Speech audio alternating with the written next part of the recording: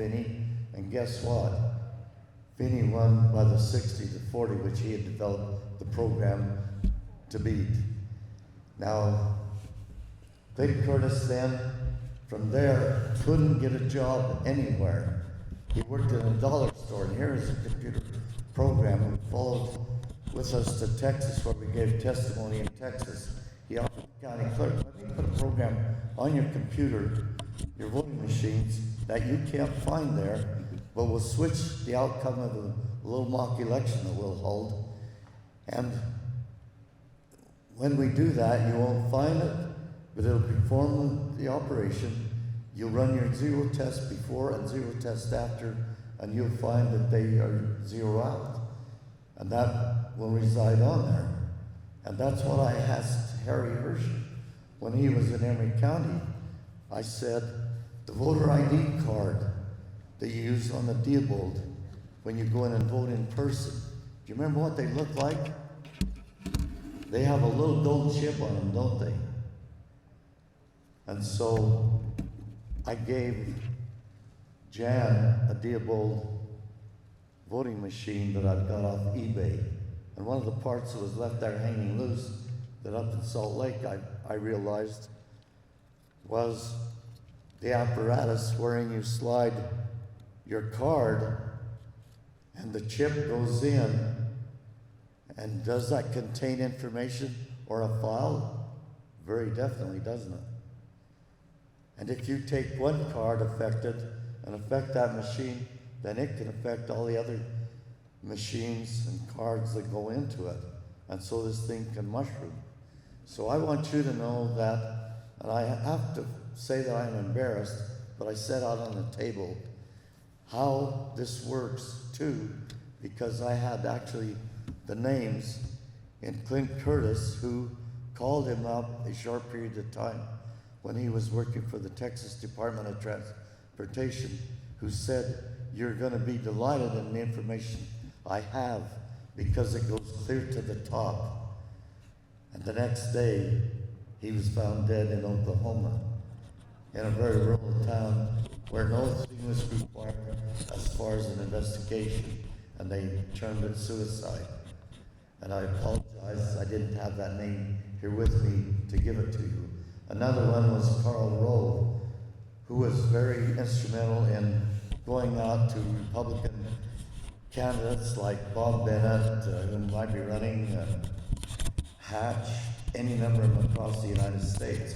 Well, when they figured out there was a problem, and people began investigating after this thing went off in Emery County, then they found out who the trigger man was, because Bush and Al Gore, in the exit polling, which is a very good indication of what goes on, was 60% Gore and 40% Bush. And next thing you know, people took off, and then the vote turned around and started coming in on the machines, 60 for Bush, 40 for Gore. And the fellow who was very instrumental, I also had his name. And he was called to testify before an investigative committee. And guess what? As he flew out in his airplane, he crashed. And so I can testify that I know of a lot of people who have died being in this game, mostly on the sideline. People says, well, don't you worry? And I said, no, if it happened to me, you know, the activists would know and react instantly. Just as with Jan and Sophie, they would know who they are and what they stood for. And so they're pretty well protected. But they are going through a tough time right now with their lawsuits. And that's why I've furnished a whole bunch of I Know Bruce Long t-shirts. It's not about me, it's about what happened. And you need to wear those and let people know and say, let me tell you about what happened here with him. And then you take it from there and you take it up to date. And we need to do, as Lyman said, we need transparency in our elections, because it is not. These election machines now have the same, similar voting systems, software going on inside of it. But in the '02 election, or the 2000 election, I was very excited or confused when I heard them say that everything is fine, now the results are fine, everything's great, there's no problem, because I knew different. And then they said those who question that will be marked as a terrorist and will be watched, and they'll be investigated. So guess what my future lies? But that's what I'm going to do up until the end. So I appreciate what these gals do. I appreciate all who stand up. So when you go to the polls, don't assume because you do a paper ballot that that's your vote, because it all transpires in the gem system inside the tabulator, and you don't know what. And a recount will come out the same. So you go in with your card in hand and you watch and you document, because there are known cases, and a lot of them, where you vote for one person and it records another person. And that's the machines are out of calibration. They will tell you it's because of the fonts. And so you need to document that. You have the wonderful cameras that can document that immediately and record it and pass that information on and ask questions. Don't let them talk you down. So I appreciate being here and I appreciate the invite. Thank you. So one of the things that we were digging with in Bruce Funk's files, and by the way, he has given us all of his files, and you'll find this interesting. Many of the documents he has have been destroyed by our governor, state archives, and the lieutenant governor's office. Thank goodness to Bruce, who not only had the foresight to do what he did, but to save a paper trail of the corruption in our state. We will be making that public soon. In 2006, one of the things I came across in his files was 2006, guys, 16 years ago in Utah.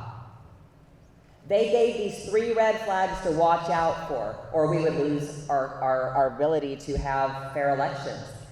They said, trust us, not the process. And by the way, they're talking to the county clerks also. We see that today. They said, watch out when they claim that it's a threat to the republic if you ask questions. They also said, watch out when there's no transparency in getting public records or the data. Talk about foresight or a prophecy. So here's the proof right here. I asked for records 2 weeks ago on Bruce Funk. I was told, and I asked for these from the governor's office. 2 governors were. It is my understanding that those emails were not preserved. I said, how about any emails? Nope. Governor Huntsman destroyed them all. For an entire tenure of a governor, I've got a problem with that. Yeah, and talk about lack of transparency. We came across this story when Ben McAdams and Mia Love were running against each other, and we find it fascinating that Cox, in his very own words on Twitter, admits to deleting 25 plus election fraud complaints for that race. So we have the lieutenant governor of our state, whose job title, I mean, his entire job is to run our elections and take those complaints and do something about them, at least look into them.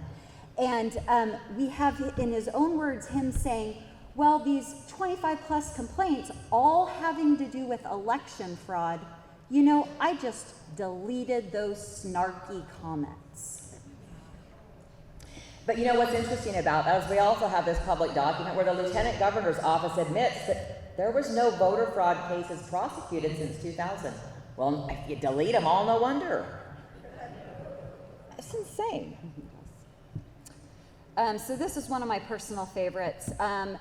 When Jen and I started looking into elections, we knew we had to look at what Governor Cox was talking about, who he was talking to, when he was talking to them, and what kind of shenanigans were going on. And so I got into a habit of requesting GRAMA requests. GRAMA is Government Records Access Management Act. So we were trying to find out what he was talking about. Anyway, it became a daily, sometimes daily habit of me submitting a request. I think I was around the 33rd request of every single time the governor's office came back to my request with no records responsive. Well, you might think, well, I mean, okay, were we looking at the right issues? Were we using the right keywords for these requests? Well, then I decided that I would submit a GRAMA request with only the word Utah in it, okay? Because you would think the governor of Utah would sometimes communicate about the word Utah, Or right? even be in his title. Yeah, or I mean the Governor of letterhead, Utah. whatever, yeah. And so I submitted it. Jen and I waited eagerly for maybe one record from Governor Cox. No. Came back, no records responsive. So our very own governor of Utah does not even talk about the word Utah, supposedly. So then we're like, he's got to communicate. He's not skilled enough to be telepathic. I'm not seeing it. So we found a record that existed and asked backwards for that record, right?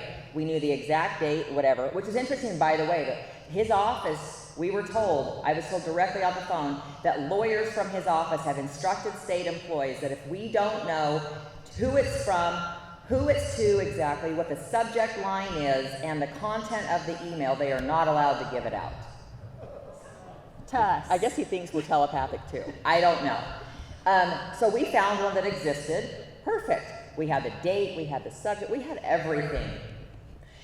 And when I sent it in, I got the response, there was no records responsive. And I said, well, are you sure? Because I'm really about ready to appeal this. And they said, oh gosh, no, don't appeal this, let us look again. Well, they looked again and said, well, the problem was, Miss Orton, you didn't specify which kind of quarantine you were talking about. I'm like, how many variants do we have of the word quarantine, right? But amazingly, when it wasn't Sophie asking for it, and it wasn't me asking for it, when I used my maiden name, 5,867 emails of the exact same words we had looked for before. I did not know my voice could do that. I'm kind of impressed. Usually just me. We also ran into issues being charged from Salt Lake County almost $100,000 for information about the machines. This was only for a 3-month period of time we were looking at, and here's the clincher. I was asking for emails not just about the machines, but with Sherry Swenson talking to her IT guy who programs the machines. She said she trusts him with her life. I mean, she needs to. Treason's a kind of a serious crime, right? And this is the man who spends several days, we've been told by employees, in a room by himself with the machines where nobody can enter, there are no cameras, and he does this every time right before an election. So I asked for those machines, and it's almost $100,000. But when you get the legal rates, it was closer to about $3,000 or $4,000. So we are still in court for this. Salt Lake County's plan, when we were given the records for free because of the public good that we do, they turned around and sent me a lawsuit. So this is their plan. They extort the money, they deny, they delay, they defend themselves, they get defeated. They delay, they deny again, and now we're in district court. Talk about transparency. 15 months later, I'm still looking for a set of 1,100 emails. So then we requested some election data, the project backup database. That one got a little spicy.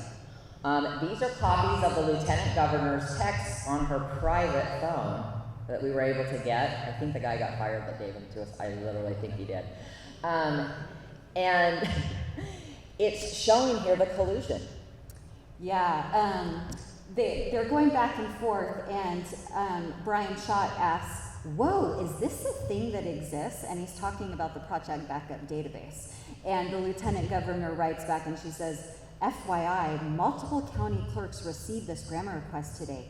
And she goes on to say, but it is just fascinating to Jen and I that we have personally made it possible that a leftist